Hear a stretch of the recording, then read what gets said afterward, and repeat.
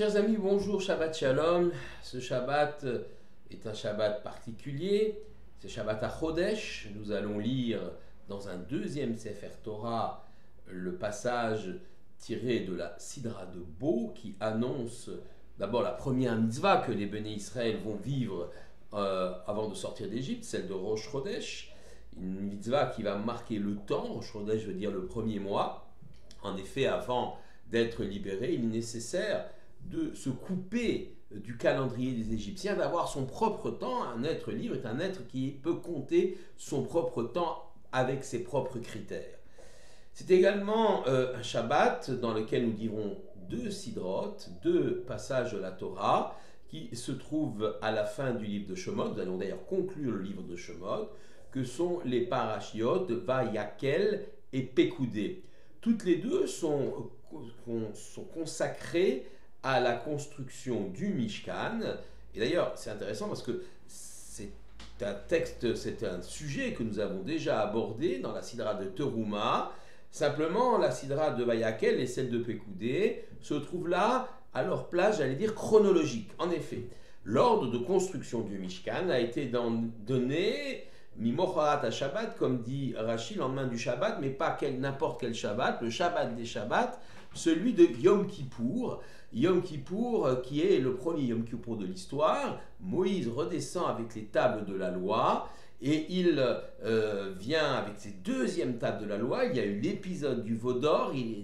Entre-temps, il a donc brisé les premières tables de la loi à la vue du veau d'or. Il redescend avec les deuxièmes tables de la loi, signe que l'Éternel a pardonné au peuple juif ses errances, sa faute, et que le tikkun, comme on dit en hébreu, la réparation de la faute du veau d'or, va se faire dans la construction du Mishkan. On peut essayer de comprendre pourquoi il y a un tikkun, une réparation de la faute du veau d'or dans le cadre de ce Mishkan, de ce sanctuaire, de ce tabernacle dans lequel l'homme va rencontrer Dieu. Et non, ce n'est pas une résidence pour Dieu. On dit que c'est une résidence pour Dieu, mais Dieu a sa place partout dans le monde. On dit que la présence divine va être dans ce tabernacle. En vérité et en réalité, ce qui va se passer, c'est que les Hébreux ont fauté lorsqu'il y a eu le veau d'or parce que Moshe avait disparu. Il n'avait plus de capacité à s'accrocher à quoi que ce soit de tangible. Moshe était leur référence. Et donc on va leur donner une référence qui va traverser le temps. Et cette référence, c'est ce lieu de rendez-vous avec l'Éternel qui quelque part est un pis-aller et empêchera l'homme de se fabriquer un emblème qui va peut-être plus tard idolâtrer. Donc on voit en quoi le Mishkan est un tikkun de la faute du veau d'or. Mais je voudrais m'intéresser à la paracha de Pekoudé. Il écrit « Et les Pekoudé à Mishkan, voici les comptes », donc les comptes financiers, si on peut dire, du Mishkan, de ce sanctuaire. Nous trouvons ce verset dans la paracha de Pekoudé. Nous sommes au chapitre 35, verset 21. Voici les comptes du Mishkan. Moïse, donc détaille chaque compte, chaque détail des sommes et objets du Mishkan. Il en précise la destination afin que nul doute ne puisse se créer sur les biens qui ont été offerts. En effet, beaucoup de choses ont été offertes par les Béné Israël, beaucoup d'éléments, de l'or, de l'argent, des bijoux, du bois précieux, pour pouvoir construire des tentures, pour pouvoir construire ce Mishkan. Et il ne faut pas qu'il y ait de doute, aucun doute, et donc on va publier ces comptes.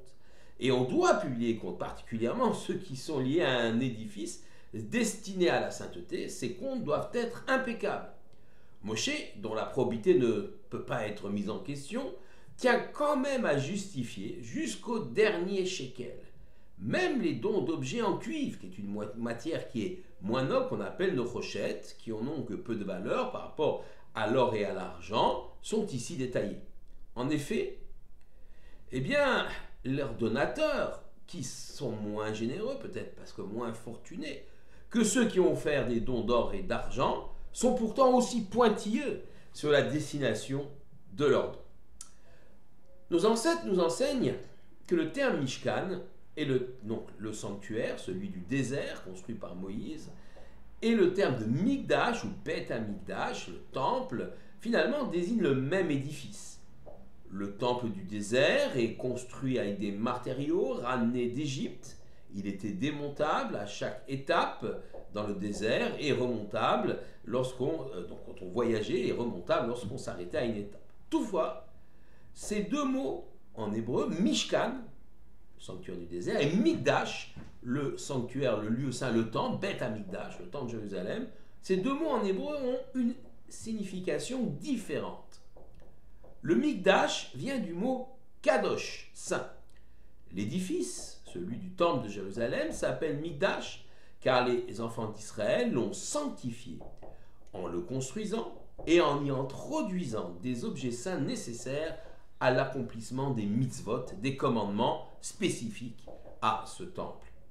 Parmi ces objets les plus emblématiques, il y a évidemment l'Arche sainte, le Aron HaKodesh, qui contient les tables de la loi, les deuxièmes tables de la loi, les brisures des premières tables de la loi, et le premier Sefer Torah qui a été écrit par Moshe sous la dictée de l'Éternel lui-même. Donc il y a quelque chose de saint, et c'est donc par l'investissement physique et spirituel que les Béné Israël ont conféré au Beth Amikdash, au temple, donc son caractère saint. On peut appeler parfois le tabernacle aussi Mikdash, lieu de sainteté, et la signification est la même. C'est par l'investissement, par l'introduction des objets saints, que finalement cet édifice est devenu sacré. Ainsi donc l'homme crée et participe à l'édification de l'édifice, mais aussi à la sainteté de l'édifice et des objets qu'il contient. C'est par la réflexion de l'homme, par son engagement, par son labeur, mais aussi ses émotions et sa volonté, eh bien que ce sanctuaire va devenir saint, Mikdash. C'est la volonté de l'homme, l'émotion et l'action de l'homme qui changent les morceaux de bois, de métal ou de tissu en des objets porteurs d'un caractère saint et support d'un message. On retrouve dans cette même idée donc que l'homme est capable de transformer des éléments naturels, or, argent, bois, tenture, qui ne sont que des matériaux. Il peut les transformer en quelque chose qui prend une autre dimension, celle de la sainteté, c'est-à-dire que ces objets sont investis par une sainteté, ils deviennent sacrés, on ne peut plus d'ailleurs les détériorer, les jeter, et ils sont porteurs d'un message, qui va, c'est un symbole bien sûr, mais c'est même au-delà du symbole, ils portent quelque chose en eux-mêmes. Et ils aident d'ailleurs l'homme à progresser lui-même. On retrouve certaines idées dans la confection des objets de mitzvah. Par exemple, les téphilines, le cuir des téphilines, le parchemin du Sefer Torah, ou la laine du talit.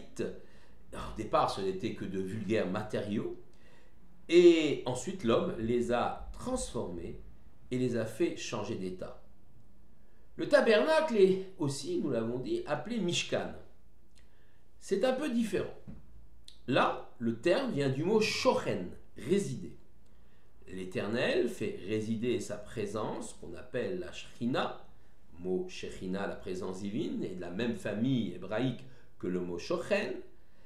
Et donc la Shekhinah, elle va résider, la présence divine, dans le sanctuaire. En effet, après l'effort fourni par les hommes, par les Hébreux, qui ont confectionné ce lieu, et qui ont transformé le bois, le tissu, le métal en des éléments sacrés, eh bien, le Créateur, maintenant, va investir ce lieu. Il vient à leur rencontre. Ainsi s'exprime dans la Torah, dans la Sidra de Teruma, qui se trouve dans le chapitre 25 du livre de Shemot, au verset 8. Ve'asuli mikdash ve'shachanti betocham. Vous me confectionnerez, vous me ferez un mikdash, un sanctuaire, et je résiderai, shachanti, donc mot encore une fois de la même famille que le Mishkan, shachanti, et je résiderai parmi eux, parmi les enfants d'Israël, non pas parmi le bois et les tentures, mais parmi les enfants d'Israël, comme si le Mishkan est un élément intermédiaire essentiel pour cette rencontre entre le peuple juif et l'Éternel. Toutefois, la condition nécessaire et indispensable de la résidence de l'Éternel dans le sanctuaire, c'est la préparation, l'intention, la volonté, le labeur de l'homme. Si ceci fait défaut, le tabernacle n'est plus le lieu de la résidence, ce n'est plus le Mishkan d'Hachem. Il devient un édifice vide, sans aucun fondement spirituel et même extrêmement fragile. Voici le sort d'ailleurs qu'ont connu les deux temples de Jérusalem, celui détruit par les Babyloniens et celui détruit par les Romains. L'édifice n'est donc qu'un moyen pour le peuple de se construire, de faire en sorte que l'Éternel soit plus présent parmi les hommes, soit plus présent parmi nous. Si on oublie cet objet, si on oublie ce but, alors le temple n'a aucune utilité. Le mot Mishkan également peut également être dérivé du mot Mashkon, un gage. En effet, lors de la destruction du temple de Jérusalem, du premier et ensuite du deuxième, l'Éternel a pris ce Mishkan, a pris donc le temple en Mashkon, en gage, qu'il nous restituera lorsque nous reviendrons vers lui.